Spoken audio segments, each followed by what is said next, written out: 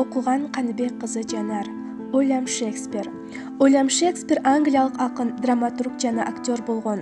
Ал көпчүлүк тарабынан англис тилинде жазган улуу жазуучу жана дүйнөдөгү көрүнүктүү драматург катары кабыл алынган. Ал көп учурда Англиянын улуттук акыны жана Эвондун акыны деп айтылат.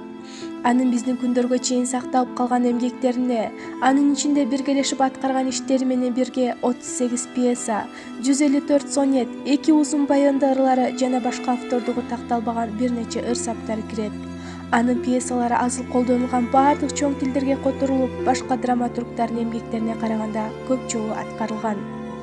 Шекспир Эвондо туулуп өскөн. 18 жашында Энн Хэтэуэй менен үйлөнүп 3 балалы болушкан. Сузанна жана эгиздер Хэмнет менен Джудит. 1585-1592 жылдардын ортолорунда ал Лондондо актер, жазуучу жана театралдык компаниясынын энчилеши катары ийгиликтүү карьера баштаган. 1613 жылдардын тегерегинде 49 жашында Стратфордто ардактуу эс алууга чыгып, ал жерде 3 жылдан кийин каза болгон. Шекспирдин жеке турмушунан бир нече жазмалар сакталып калып, алар акындын сырткы көрүнүшү, жыныстык өзгөчөлүгү, диний ишенимдери жана ага таандык келген чыгармалардын башка адамдар тарабынан жазылып-жазылбаганы сыяктуу суроолорго жем таштап бир топ божомолдорду жараткан. Шекспир көпчүлүк чыгармаларын 1589-1613 жылдары жараткан. Анын алгачкы пьесалары негизинен комедиялык жана тарыхый болуп, бул жанрларда жазылган эң мыкты эмгектердин айрымдары болуп саналат. Ал бул жол менен 1608 жылга чейин негизинен трагедияларды жазган. Анын ичинде Гамлетти, Отеллону, Король Лирди жана Махбетти атоого болот. Алар англис тилинде жарык көргөн эң мыкты чыгармалардын айрымдары болуп эсептелинет. Өмүрүнүн акыркы баскычында ал романтика катары белгилүү болгон трагикомедияларды жазып, башка драматургдар менен биргелешип иштеген. Анын пьесаларынын көпчүлүгү көзү тирүү кезинде ар кандай сапаттагы басылыштар жана тастык менен басылып чыгарылган.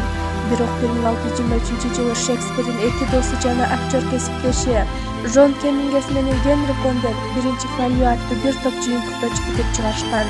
Шекспирдин көзү өткүп кеткенден кийин чыккан жыйнакка алар анын баардык чыгармаларын кошуп, бир гана азыр Шекспирдики делген 2 пьесаны киргизишкен эмес. Анын кириш сөзүндө Бек Дженсондун ыр тарабынан Шекспир доордун эле эмес, бүткүл убакыттыкы деп алдын ала белгиленгендей даңазаланат.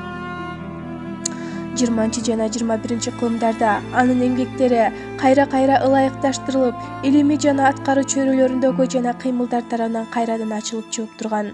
Анын пьесалары өтө популярдуу бойдон калууда.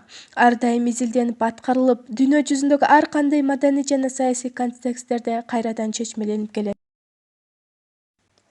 Кээ бир маалыматтарга караганда, Уильям Шекспир 1564 жылы 26 апрелде Англиянын Стратфорд деген кичинекей шаарчасында кол өнерчи соодагердин үй-бүлөсүндө туулган. Англиядагы мыкты мектептердин биринен окуп, анда латын жана байыркы грек тилин үйрөнүп, грек-рим дүйнөсүнүн тарыхы жана анын адабияты менен таанышкан. Бул алган билими кийинки чыгармачылыгына чоң таасирин тийгизген.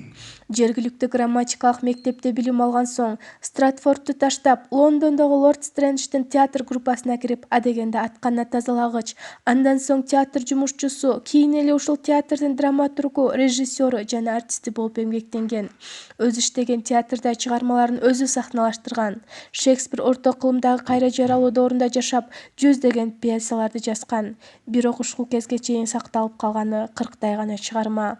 Ал 1616 жылы Эвонадагы Стратфордто каза болгон.